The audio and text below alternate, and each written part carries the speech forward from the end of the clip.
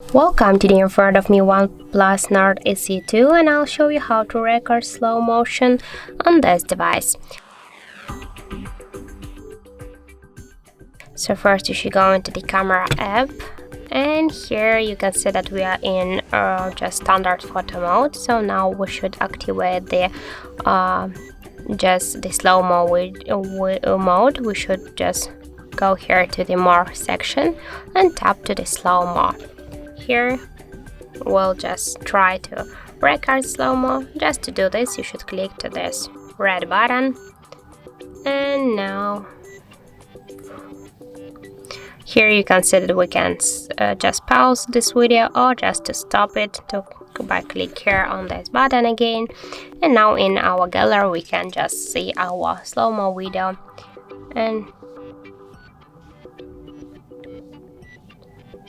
as can you see, we just successfully recorded slow-mo video on our OnePlus Nord CE2 device. So that's it. Thank you for watching, and if you find this video helpful, don't forget to leave a like, comment and to subscribe our channel.